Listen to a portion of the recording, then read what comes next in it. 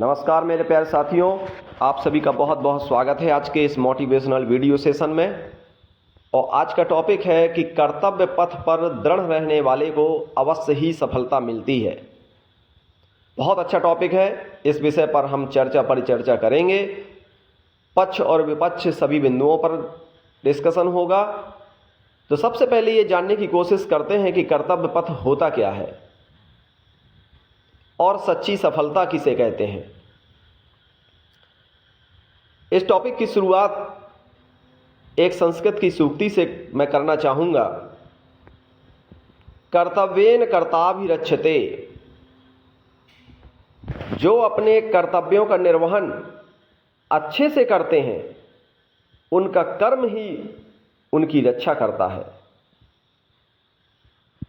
किसी भी चीज़ की जो महत्व है, उसकी इम्पोर्टेंस है, उस व्यक्ति को पता होती है जिसने उस वस्तु को कठोर परिश्रम के बाद अर्जित किया हो। अगर हमने बिना परिश्रम किए कोई भी सफलता प्राप्त हो जाती है तो वो हमें सच्चा सुख प्रदान नहीं करती है, उसकी हम कीमत नहीं समझते हैं मेरे दोस्तों।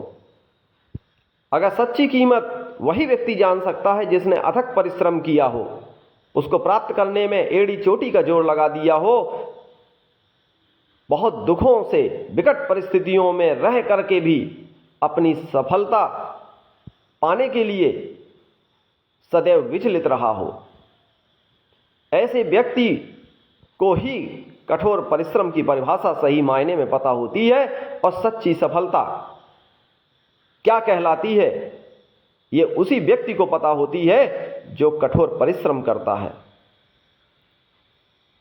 जो मनुष्य अपने कर्तव्य भली भांति जानता है और उनका पूरी कर्तव्य परायणता से, पूरी निष्ठा से, पूरे मन से करता है, उस व्यक्ति की रक्षा उसी के कर्म स्वयं करते हैं। अब आप सोचेंगे कि सर, कर्म हमारी रक्षा कैसे करते हैं? अगर आप गहराई से, डीपली से सोचें तो जो भी आपने कर्म किए हैं, वही कर्म आपके ऊपर चारों तरफ एक सुरक्षा कवच तैयार करते हैं जो आपकी जीवन भर रक्षा करता है। ये बात बिल्कुल सही है, इसको गहराई से समझने की जरूरत है कि हमारे कर्म एक ऐसा हमारे चारों ओर आवरण तैयार कर देते हैं जिससे हमारी रक्षा होती है। कोई भी बाहरी शक्तियां हमें विचलित नहीं कर सकती, हमें पराजित नहीं कर सकती। कोई भी समस्या आएगी, उस आवरण से टकराकर वो समस्या दूर हो जाएगी मेरे दोस्तों। ये बात बिल्कुल सत्य है। जिन कार्यों को करने के लिए हमारे अंदर से मन करता है, हमें कोई बाहरी प्रेशर की जरूरत नहीं होती है, बाहरी स्रोतों से इनका कोई लेना देना नहीं होता है।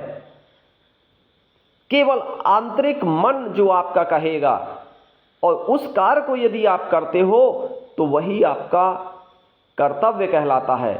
लेकिन वो मन आपका पॉजिटिव होना चाहिए, नेगेटिव कार्यों से संबंधित नहीं होना चाहिए, तब उसको कर्तव्य कहा जाएगा। ऐसा नहीं है कि आपका शराब पीने का मन हुआ तो वो कर्तव्य कहलाया। नहीं, ये पॉजिटिव वे नहीं है। पॉजिटिव वे है आपका गरीबों की सेवा करने का मन हुआ और आपने उस कार्य को किया, ये आपका कर्तव्य है, कहलाएगा। कोई व्यक्ति भूखा है, उसको आपने रोटी खिला दी, आपके मन में कर्तव्य बोध हुआ, ये कर्तव्य कहलाता है, ना कि निगेटिव। मेरे प्यारे दोस्तों, मनुष्य के जीवन में कुछ महत्वपूर्ण कार्य ऐसे होते हैं जिनको पूरा करना आवश्यक होता है। यही कर्तव्य कहलाते हैं। कई बार हमारे मन में पॉजिटिव कर्तव्य आते हैं, लेकिन कई बार हम उनको दबा देते हैं और हमारा मन कुछ समय के बाद कर्तव्य बोध कराना बंद कर देता है। कई बार हम अपने मन पर दबाव डालते हैं कि नहीं, ये काम नहीं करना है, तो वो फिर इसके बाद मन आपका कर्तव्य बोध कराना बंद कर देता है। जैसे आपको ड्रिंक करने की आदत है, आपका मन एक बार जरूर कहेगा, 2-4 बार कहेगा, मत पी यार, बंद कर, इससे नुकसान है, समाज में भी इज्जत नहीं मिलती और पूरा शरीर भी बीमार हो जाएगा। लेकिन फिर भी यदि हम नहीं मानते हैं तो एक ना एक दिन हमारा मन कर्तव्य बोध कराना बंद कर देता है, और जिस दिन वो कर्तव्य बोध कराना बंद कर देता है, उसके लिए कर्तव्य की परिभाषा कुछ हो ही नहीं सकती, और न दुनिया की कोई ताकत, बाहरी स्रोत उसे कर्तव्य बोध का ज्ञान करा सकते हैं। अगर कर्तव्य का ज्ञान कराता है तो हमारा आंतरिक मन ये कर्तव्य बोध का ज्ञान कराने वाला असली टीचर होता है, असली अध्यापक होता है। मेरे प्यारे साथियों, एक मनुष्य बिना खुद के प्रॉफिट का चिंतन किए हुए अपने कर्तव्य का पालन करता है, अपनी जिम्मेदारियों को निभाता है, तो यही उसका कर्तव्य कहलाता है। बिना अपने फायदे का, जो दूसरे के हित की बात करे, उसे कर्तव्य कहते हैं। आपकी किसी और के प्रति ड्यूटी क्या है, ये कर्तव्य कहलाता है। मेरे प्यारे दोस्तों, कर्तव्य की भी कई परिभाषाएं होती हैं, कर्तव्य के भी कई प्रकार होते हैं। कुछ नैतिक कर्तव्य होते हैं, कुछ कानूनी कर्तव्य होते हैं, कुछ प्रशासनिक कर्तव्य होते हैं, कुछ मूल कर्तव्य होते हैं।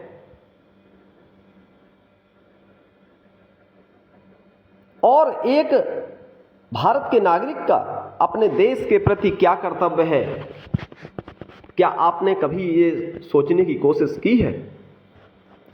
अगर अभी तक आपने नहीं इस पर सोचा है तो इस पर गंभीरता से विचार करिए, क्योंकि ये देश के विकास से संबंधित है। मेरे प्यारे साथियों, एक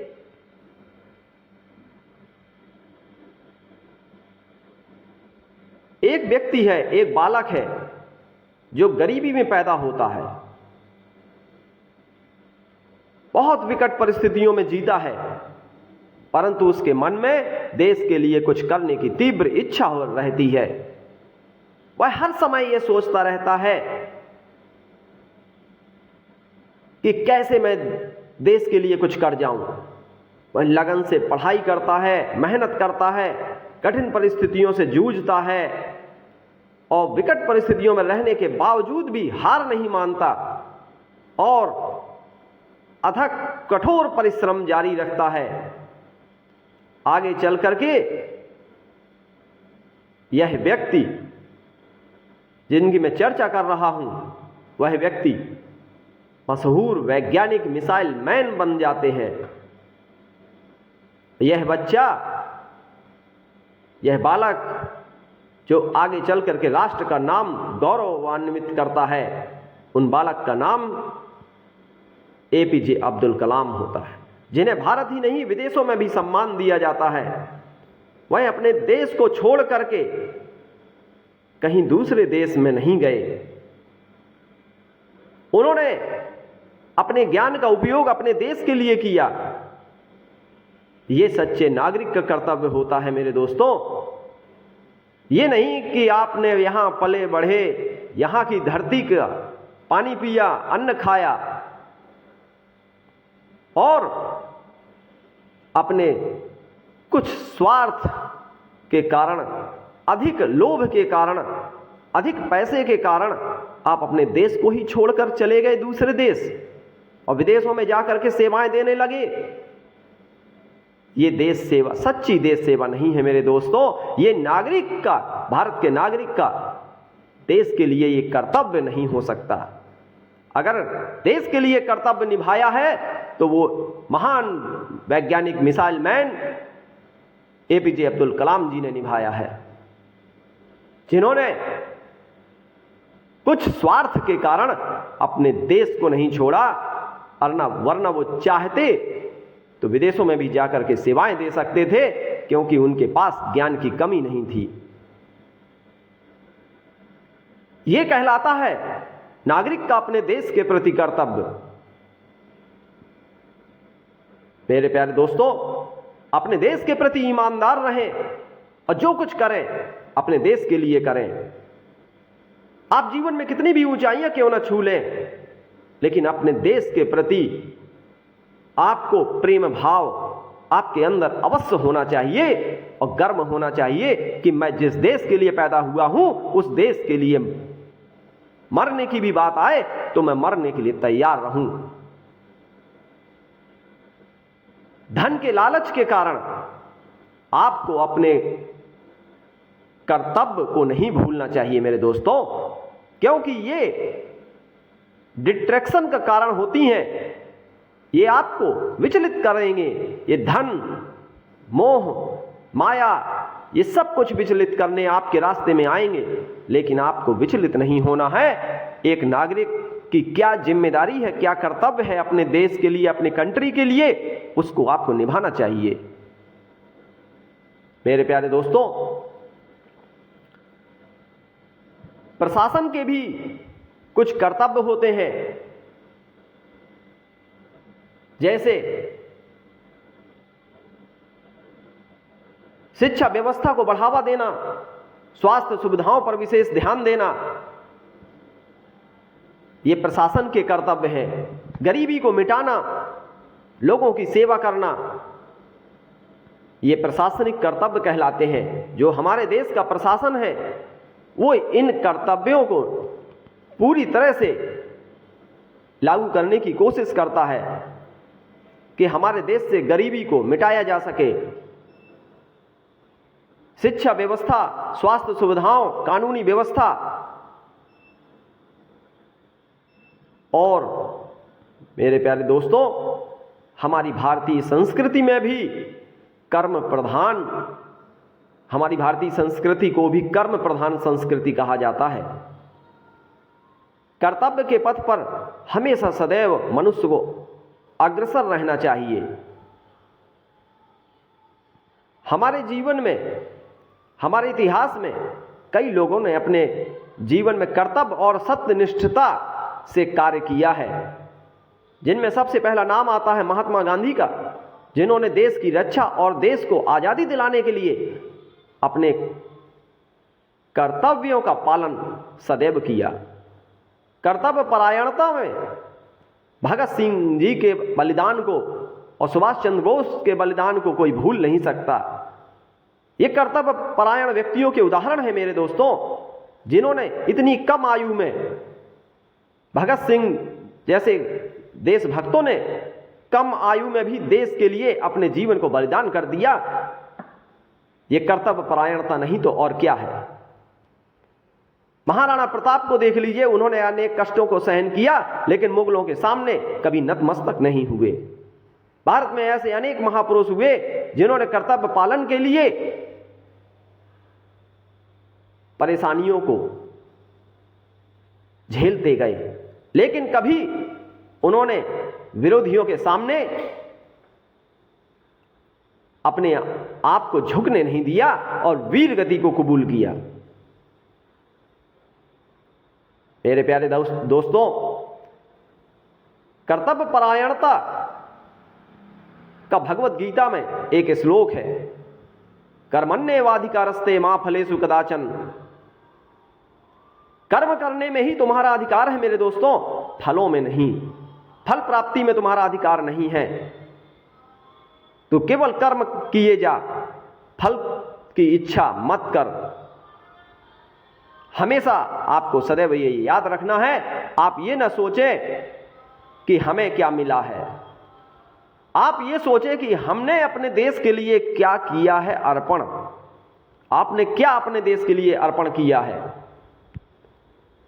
मेरे प्यारे साथियों, चाहे प्राण त्यागने की भी स्थिति क्यों ना आ जाए, तो भी जो कार्य करने योग्य नहीं है उसे नहीं करना चाहिए, और जो करने योग्य है उसे कभी छोड़ना नहीं चाहिए। मेरे दोस्तों, विनोबा भावे ने भी बोला था कि कर्म वह दर्पण है जिसमें हमारा प्रतिबिंब दिखाई देता है, हमारी परछाई दिखाई देती है। अर्थात जैसा हम बनना चाहते हैं, जीवन में जैसा आचरण रखना चाहते हैं, वैसा ही कर्म और कर्तव्य हमें दृढ़ता से करना होगा। जीवन में अगर खुशी पाना चाहते हो, सच्ची सफलता पाना चाहते हो, तो कर्म के आईने को सदैव देखते रहो। एक कर्म का आईना आप अपने साथ रखो जिसमें आप अपने कर्मों को देखो उसमें, क्योंकि जो भी आप कर्म एक ऐसा दर्पण है जिसमें पूरी परछाई हमारी दिखाई देती है। जो भी हम कर्म करते हैं, हमारे बारे में कोई भी व्यक्ति बता सकता है कि ये व्यक्ति कैसा है। अगर आपका कर्म है, केवल स्टूडेंट हैं, आप पढ़ाई कर रहे हैं, अच्छे अंकों से पास होते हैं, तो हर व्यक्ति यही कहेगा कि ये बच्चा पढ़ने वाला है, क्योंकि वो कर्म हमारी परछाई है, वो बताती है हमारा नेचर कैसा है, हमारा आचरण कैसा है। अगर आप ड्रिंक करते हैं तो वो प्रतिबिंब ये बताता है दूसरे लोगों को कि इस व्यक्ति का आचरण कैसा है, ये व्यक्ति किस स्वभाव का होगा। पूरी कुंडली, ये कर्तव्य नाम का जो दर्पण है, ये कर्म हमारे सब कुछ बता देते हैं मेरे दोस्तों। इसलिए मेरे प्यारे साथियों, एक लाइन अंत में जरूर याद रखिएगा, सौभाग्य उन्हीं लोगों को प्राप्त होता है जो अपने कर्तव्य पथ पर अविचल रहते हैं, जो कभी चंचल नहीं होते हैं। सौभाग्य उन्हीं को प्राप्त होता है। Thank you. नेक्स्ट वीडियो में आपसे फिर मुलाकात होगी इन्हीं ओजस्वी विचारों के साथ।